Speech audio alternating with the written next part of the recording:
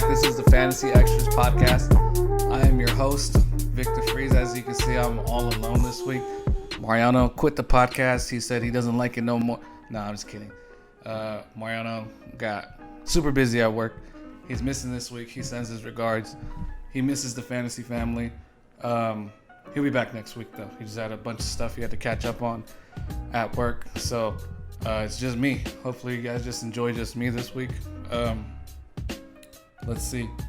I have two topics for you guys this week. I have stardom sit-em. You know how we do every week. And then I have the quarter one analysis. And that basically is we're just going over each position, noting the top players, my remarks on it, just how the season's going so far, and how we think it's going to end. And did it last year. If you catch that, then you know what it's all about. If not, if you're new to the podcast, and of course, you're in tune for a good episode because this is an in-depth episode.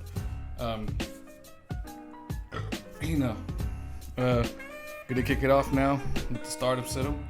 For week 5, we're in week 5 already. Seems like the season's going by fast. Jesus Christ, I need to take a drink. Gotta clear the fogs out my throat.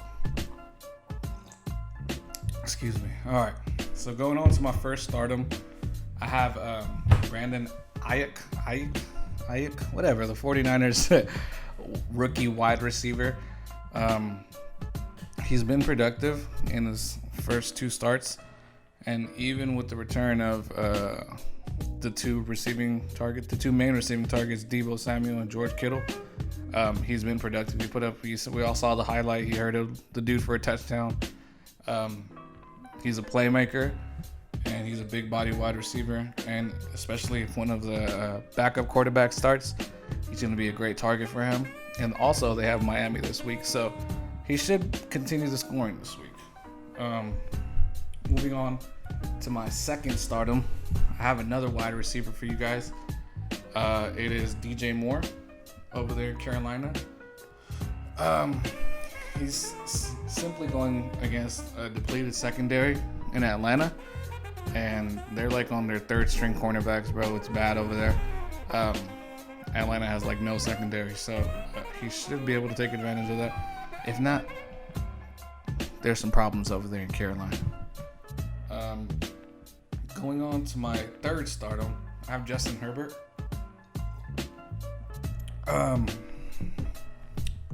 This is a quarterback who held his own against Kansas City and Tampa Bay. And he's a young quarterback, and he's showing that he could go up against the best of them. He didn't win those games. However, he put up decent fantasy points in those games. And that's what we're here for. We don't care about wins, losses in this freaking fantasy world. I guess we do if it's our own team, but we don't care about what the NFL team does. He's going up New Orleans.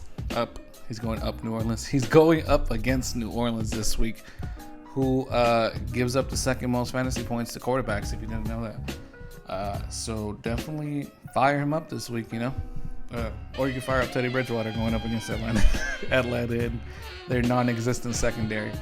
I know the defensive coordinator over there is having a nightmarish season, especially with all the late games that they lost. I feel sorry for Atlanta. First the Super Bowl, now this.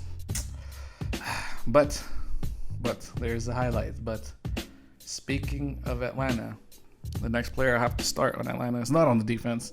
He is a running back that we're all familiar with. It is Todd Gurley. Excuse me, you're going to have to deal with me in these pauses. I don't have Mariano to talk in between when I'm pausing. Todd Gurley. Excuse me. What was I talking about? Sorry, I'm blanked out there for a second. Todd Gurley looked like his vintage self last week. He put up 2 touchdowns. He didn't put up that many yards. However, he put up 19 fantasy points, I think. I believe so. That's more on the likely side, And Carolina gives up the second most fantasy points to running back. So I told you guys the previous week not to pick up Brian Hill. So I hope you guys didn't pick him up because he's definitely, it's Todd Gurley season now in Atlanta. Excuse me. Going on to my last stardom, I have Justin Jefferson over there in Minnesota. He's simply going up against a depleted Seahawks secondary, and he's found his place in the offense. He replaced Diggs, nice, and he's taking advantage of it. Probably one of the better young rookie wide receivers coming out of that class. Going on to the sit-em column now. Sit-em and sip-em. Sit-em and sip-em. My first sit-em is Miles Sanders over there in Philadelphia. He hasn't been able to get it done this season. The Eagles' offense is looking atrocious, especially because they have so many wide receiver problems. I don't know how they beat the 49ers last week, but that's something else. And on top of that, he's facing a good defense in the Steelers, coming off a rest week because they didn't play last week because of the whole Tennessee COVID thing. So I am saying sit that boy Miles Sanders. Ooh, I gotta stop tapping on the table. It comes up on the podcast. I forget about that.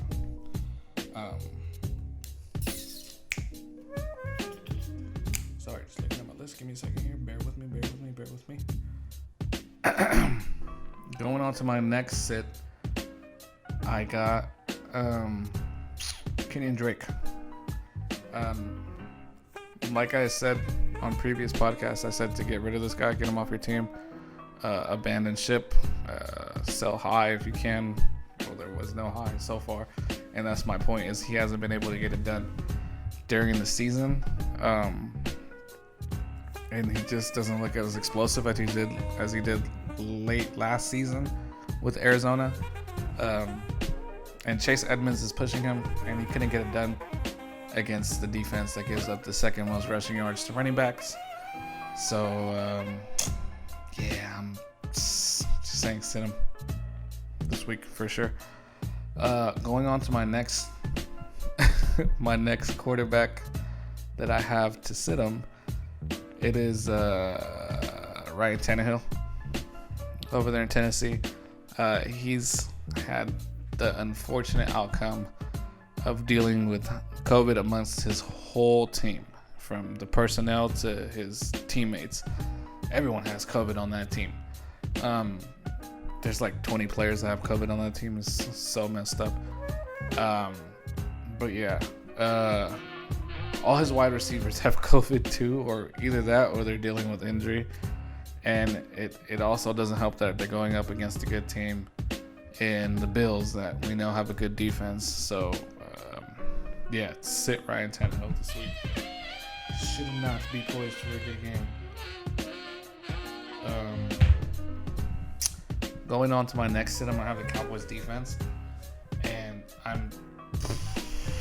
they have a good matchup on paper, right? They're going up against the Giants, and they're ranked second in giving up points to opposing fantasy defenses, right? However, this Cowboys defense is atrocious. Like, they'll find a way to let the opposing offense score. They're not a good defense. It might be one of the worst defenses in the league. So I know on paper it looks like a good matchup, but definitely do not start these guys this week.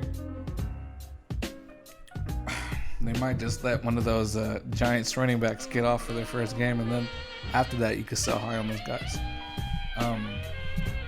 Going on to my next sit-em, I have Odell Beckham. Odell Beckham had an amazing game last week. The Browns are playing amazing, as another side note. We're finally seeing them in form that we were supposed to see last season, which was their Super Bowl season or whatever, but they fell short. They fired Freddie Kitchens, and that's all the motivation they needed. Odell looks like he's having a resurgence. I'm not gonna say he's not. Odell's looking nice. However, this week he's going up against the best defense of the league, and that was probably, honestly, the best game of the season he had last week. Odell should probably still have a decent season, but don't get all high. We're going to talk about him later. But it'll be all high on Odell Beckham, okay? And that concludes our stardom sit-em for week 5. Hopefully that'll help you out in a couple of matchups. Make sure you check this out as soon as it drops, because it's dropping Thursday right before the games. So we're going on to quarter analysis, and basically we get each position: quarterback, running back, wide receiver, tight end, and kicker and defense, and we break them down. We break down the top players and my notes on it, yada yada yada. We'll see how you guys will see how it goes right now. So we're gonna start off with the quarterbacks, right? The top 5 is Russell Wilson. This guy's on an MVP form right now.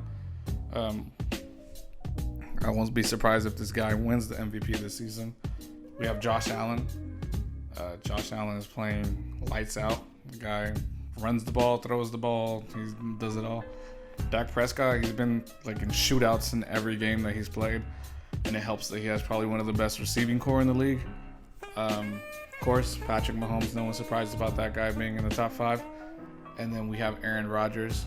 I'm glad to see Aaron Rodgers up there, because I projected him as a top 3 finish in fantasy football. So hopefully he can push his way to the top. It's a steep hill to climb with having Russ and Josh Allen up there and Patrick Mahomes in front of him. But hopefully he could make it up there. Excuse me. We can see a triangle. Oh God! Jesus, sorry. The mic fell right there.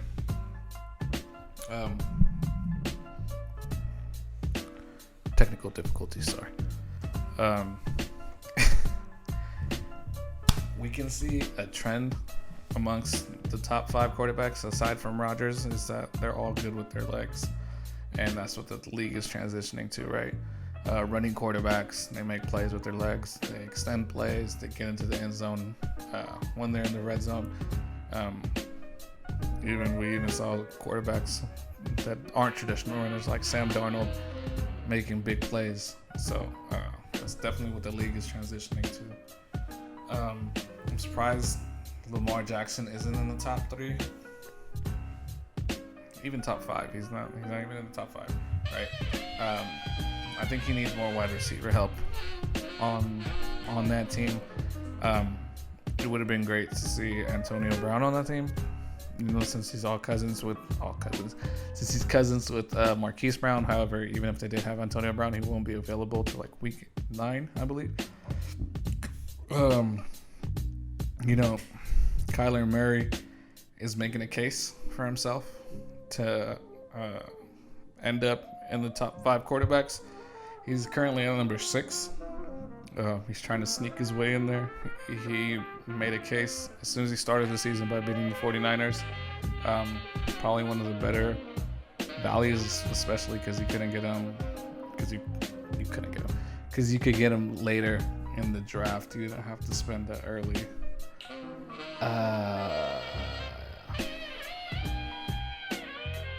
You'd have to spend an early freaking draft pick to get him. Deshaun Watson is not in the top 10, and he's had a rough start to the season, and his head coach just got fired, and he's been not underperforming, but he's just not making those plays that we used to. The offensive line isn't helping him either. Obviously, DeAndre Hopkins not being there is like a major blow to the offense. It's, as you can see, Kyler Murray is directly benefiting from it. Deshaun Watson still is an amazing quarterback. Don't give up on him. He might sneak his way into the top 10. He's, I think, 14, 15 right now. He's still a great quarterback. Especially if he gets a good offensive line or a better offensive line, he'll be great. I think a sneaky good value is Matt Stafford. He's in that quarterback 11. He's just a guy that's maybe available on a lot of waiver wires right now. So that's definitely what makes him a sneaky good value. He just has a big arm, and he has a good wide receiver and a good tight end. Aside from Hawkinson and Golladay, DeAndre Swift is the only other receiving threat, I believe. But even he's getting it done with those two guys. So, Stafford should be a decent start, or at least your backup quarterback. You can't go wrong with him being your backup quarterback. I think the best draft value goes to the top 3 quarterbacks: Russell Wilson, Josh Allen, and Dak Prescott. And then also I'm going to throw in a 4th one, which is Kyler Murray. And this is simply because you don't have to spend so much capital on them. You can get them after the 4th, 5th round, and these guys are putting up numbers, correct? Even Aaron Rodgers, Mahomes is the only one that doesn't. The value is is decent, but these other guys, you could get whoever you needed in the first 1, 2, 3 rounds, and you get your quarterback points for the week. And unless you're like me, I drafted Mahomes in the first because it got auto drafted, and I wanted to pick Kamara. However, on my on your queue thing, it picks it by order of who you put on there first. And obviously Patrick Mahomes is going to be the first because he's the number 1 ranked player. He was up there first. My signal messed up on my phone. Now auto drafted him, and I'm currently 0-4 in that league when I could have had Kamara. But, things happen. And we're moving on. Speaking of Kamara, going on to running backs. The top 5 running backs this season starts off with Kamara, who I predicted would be the running back 1 this season. So I'm glad to see him up there. Unfortunately, it had to result with a couple injuries for him to get up there. So I'm not happy about that, but I'm glad to see him up there. But it was noted in my prediction that it's because of injuries that he's up there. On top of that, though, he is having a stellar season. We have to give the man his credit where it's due. Definitely would have been a top 3 running back, even with CMC and Saquon in the picture. Going on next, we have Aaron Jones. He's continuing his tear of last season. The offense is clicking better. This is expected from second-year offense and a more comfortable running back. Third, we have Dalvin Cook. Glad to see that guy healthy. And especially because I predicted him in my top 3 running backs. I don't know if you guys remember. I had Alvin Kamara 1, Josh Jacobs 2, Dalvin Cook 3. It's looking ugly here, Josh Jacobs, but Dalvin Cook is, helping me out over here. Going on to my number 4 running back. Not my number 4. Number 4 for the season. We have Zeke, and Zeke just being Zeke. He's one of the most consistent running backs. I said this earlier. He'll be top 5 as long as he's maintains his health and maintains that O-line. He'll be top 5 for sure. And then my 5th one is a little bit of surprise. It's Chris Carson. I know it's a run-first offense. Well, it has been in previous seasons, but I think it's just surprising the way that Russell Wilson's throwing the ball this season. That's why I'm a little bit surprised to see him here in the top 5. But yeah, other than that, everyone else makes sense as to why they're there.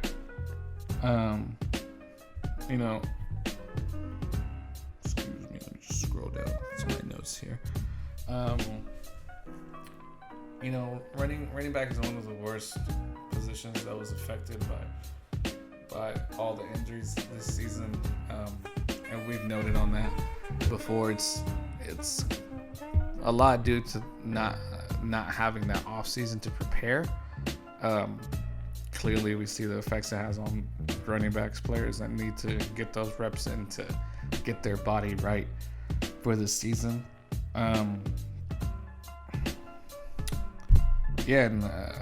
It's the waivers are thin on running backs. A lot of teams are missing their running back 1, And also teams like the Ravens, the Pats, and the Rams aren't helping us with the running back by committee. And it sucks. Like Mariano said earlier in one of the episodes, we need an injury. It's like you don't wish injury upon somebody, but that will honestly help a lot of fantasy players. Like, we don't want anyone to get injured, but it would definitely help a lot of fantasy players. James Robinson is running back 6, and he's making a case to finish in the top 5. Honestly, this guy came out of nowhere. I didn't have him on my radar. Mariano didn't have him on his radar. If you drafted him, props to you. This is the kind of player that wins you your season. He's one of the best value picks, along with Kareem Hunt, because he's already a top 10 back, even though he was splitting time with Nick Chubb, and now that he's the running back 1, he's gonna do numbers. And then on top of that, we have Jonathan Taylor, and Jonathan Taylor would be a top 10 running back had he not had the first game. If he started the first game as the bell cow, he would be solid. He'd be top 5, maybe. Nah, top 10. We'll say top 10. He'd be a top 10 running back, but those are honestly your best values at running back. And that concludes the running back segment. So we take a sip after every segment, gotta quench my thirst. I wonder how fast it took me to drink that beer. It felt pretty fast. There's a little droplet. Going on to the wide receiver group.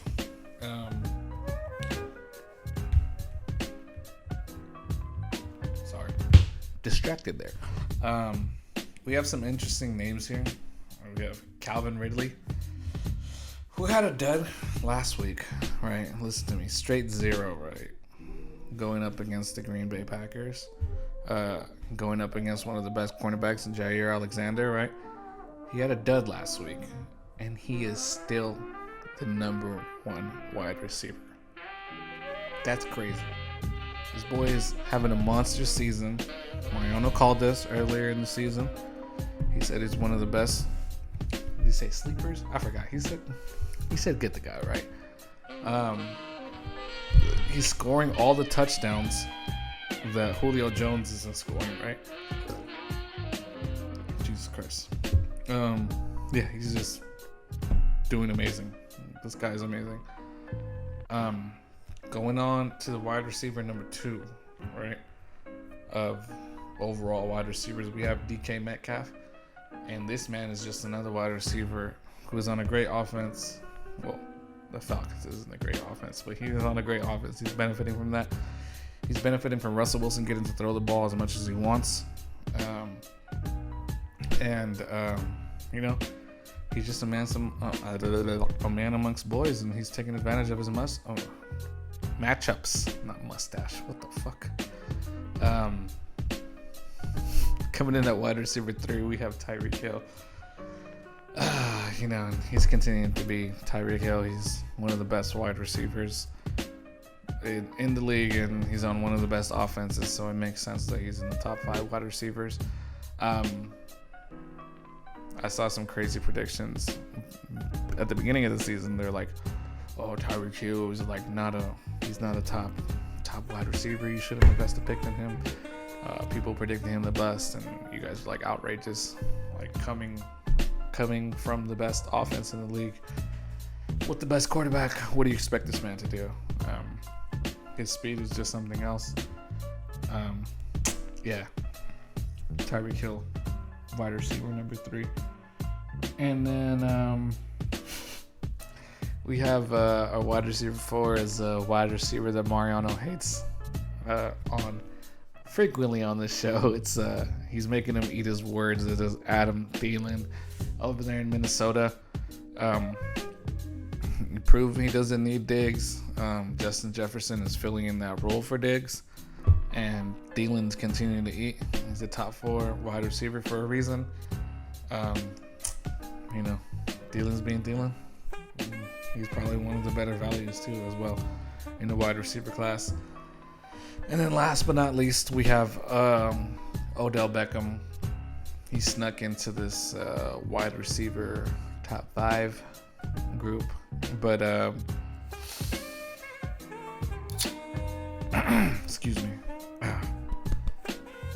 I think it's just his performance from last week. I honestly still do not think he ends up as a top 10 wide receiver.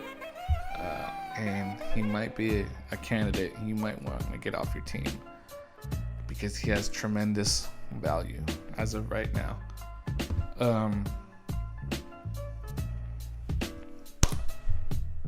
I made a note on it last season that wide receiver is not a position that you necessarily have to reach for in every round.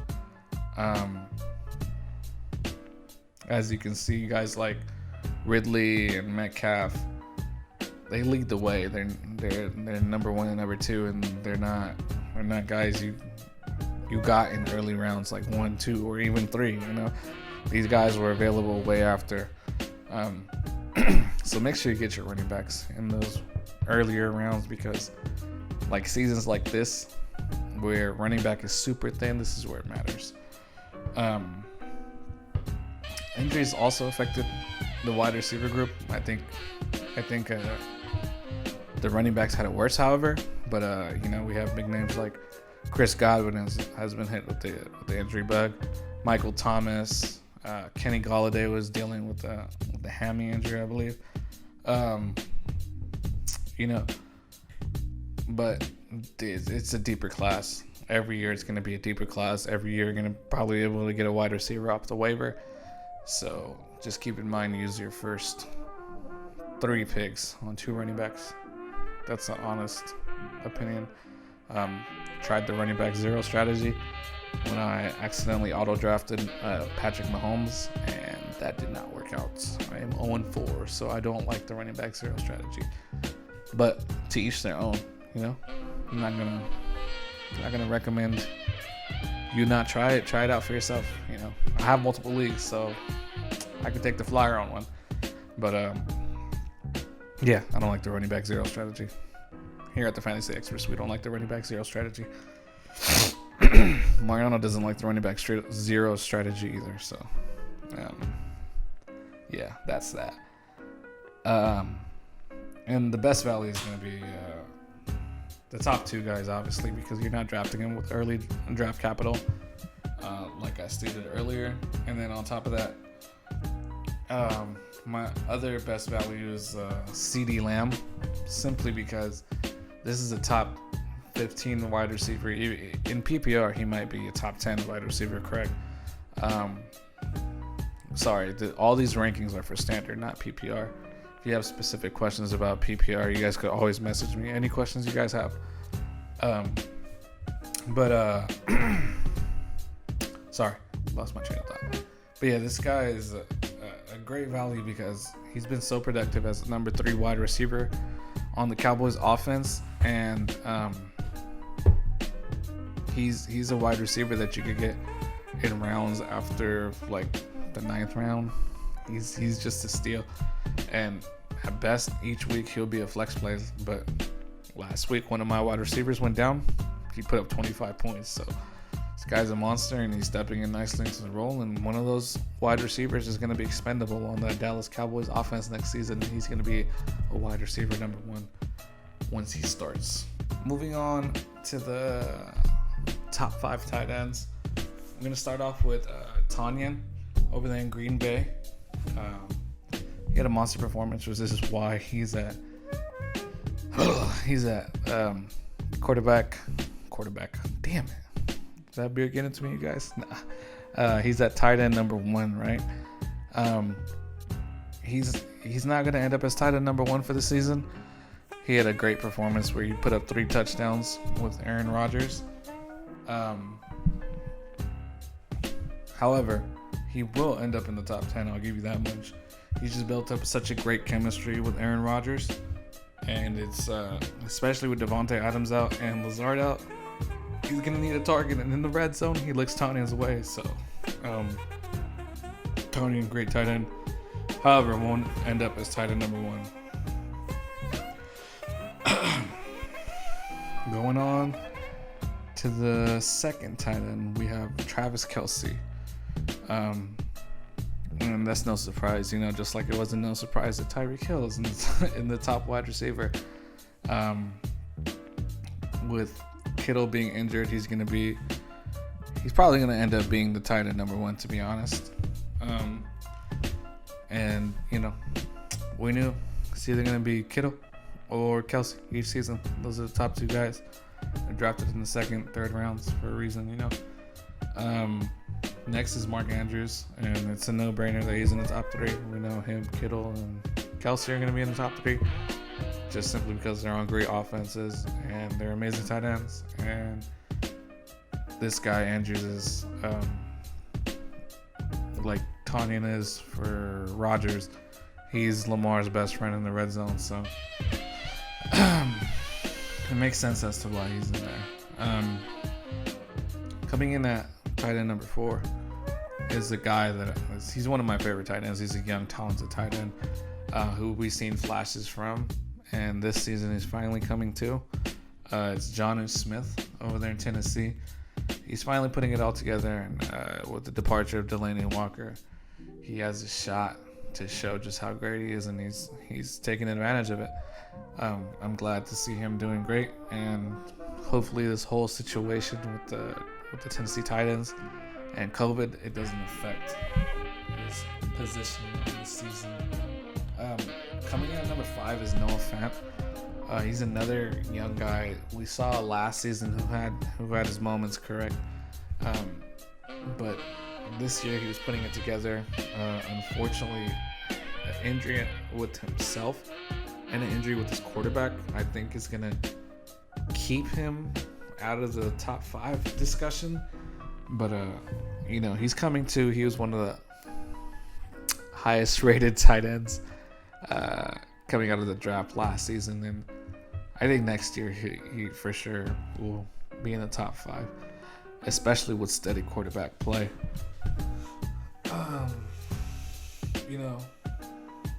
In previous seasons, outside of Travis Kelce, Expertz, and Gronk, just recently, George Kittle, right? It's been very thin, the tight end position. Last season was I think the beginning of it stopping being thin. I used to remember I had to search week in, week out to find which tight end had the best matchup to play that week. And this season, I think it feels very deep. It's like we have a lot of tight ends, even people this week just picked up Tonyan off the waiver wire, And this guy's a number 1 tight end, apparently. But he's not going to end up at number 1, However, he will be a great tight end. Will end up top 10. I'll give him that. But it's very deep, and these young guys are emerging and making plays at the tight end position. It's becoming more of a receiving position, but we're always going to value our blocking tight ends. And the best value on the season is clearly Jonnu Smith, top 4 tight end that you didn't have to get in the top 3 rounds. And then Tonyan in Green Bay, simply because he picked him off the waiver wire this past week. That concludes the tight ends, right? Moving on to kickers and defense. I'm not going to talk about it a lot on this show. As kickers, I'm going to start off with kickers. I'm not going to talk a lot about kickers. I'm not going to talk a lot about kickers until maybe I'm not going to talk a lot about kickers until maybe Pat McAfee notices me in the podcast, and then we'll do it for the brand, I'll switch up. I'll give them a shout out, I'll give kickers the notoriety they deserve. But I'll touch on them lightly along with defenses. We've noted, we've made this a point before. Kickers and defenses are streamable in fantasy, so that's why there's not much emphasis when we talk about them in this show. If you have any questions, though, always feel free to contact us. You know, we're always responding to everything. So going on to kickers, right? Starting off with the first kicker, we have Randy Bullock in Cincinnati. Joe Burrow is actually moving the ball in that offense. You know, they're getting him in position to score, and that's all we can say about that. He brought that new life into the offense, and you know, Randy Bullock is helping them. Number 2 kicker is Rodrigo Blankenship. Respect the specs. That's what the kid says. Came out of nowhere. Looks like a little nerd on the football field. But this guy's helping the Colts win games, you know. Phillip Rivers can't punch it in, but the specs can. You dig? And kicker number 3 is Mason Crosby. And this is simply because Aaron Rodgers is getting him into the red zone, getting them in position to score. And Mason Crosby's like, all right, you got me in here. He's one of the most accurate kickers, and that's why he's a top 3 kicker, you know. That concludes the kicking. Like I said, very quick, very short, very straight to the point, you know. That's what she said. Going on to the final analysis of the position. We're talking about defenses here. Coming in at number 1 is the Indianapolis Colts. And this is a defense that's helping Phillip Rivers in his old age win games, correct? They're keeping him relevant. A good defense and a good running game, which they both have, helps you win games in my eyes. Didn't see this coming. Didn't have them in my top rankings as defense for the preseason, so that's definitely a surprise. Coming in at number 2 is Baltimore. Continuing, they're one of my top ranked defenses of this season. We're continuing to see their success that they've had throughout the decades. They're a defense known team, right? It helps that they have a great offense now. However, I think the departure of Earl Thomas is evident. Not too much, you know, they're still getting it done. But, you know, they're losing a player like Earl Thomas is definitely a big deal. Don't get it twisted. And then finally, sneaking into the top third to the top 3 is Kansas City, because of their monster performance that they had against New England on Monday. And their backup quarterbacks, you know, that's the only reason that they're there. They are an improved defense. However, don't expect them to finish top 3 nor top 5. They have grown a lot since from the second half of last season till now. Don't get it wrong, but this season is not defense friendly, you know. Offenses are definitely putting up huge games this season. And, you know, a lot of defenses are suffering this season. Preparation is key for defenses to be ahead of the offense, right? And we're seeing it take its toll on defenses this season. You've seen how many points they're over. A lot of betting, people that bet, there's been a lot of overs this season, correct? So, yeah. So if you got one of these top 3 kickers or defenses, good on you. But if you don't, like we said, it's no biggie. It's streamable. If you have any questions on who to stream, holler at us. Don't stream Dallas this week. I told you this right here. Dallas is a horrific defense, even though on paper it's a good matchup. Don't stream them. Listen to me. This concludes the quarter 1 analysis, right? And that concludes both of our topics for the week. This is the Fantasy Extras Podcast, week 5, episode, I forgot, 6, episode 6, right? The episode is one more than episode 6, I'll say. Don't fact check me, I don't know, whatever. Look it up. But, you know, I appreciate you guys keeping me here, keeping me busy, making me come back week in, week out, answering all these questions. I love playing fantasy football. So it's great to do this podcast. I like helping other people out. I like helping you guys win games, win championships. We won championships last season, so let's do it this season, you know. You know, it's been a pleasure, you guys. Unfortunately, Mariano isn't here. He'll be back next week, though. So if you guys miss him, I know you like him better than me, of course.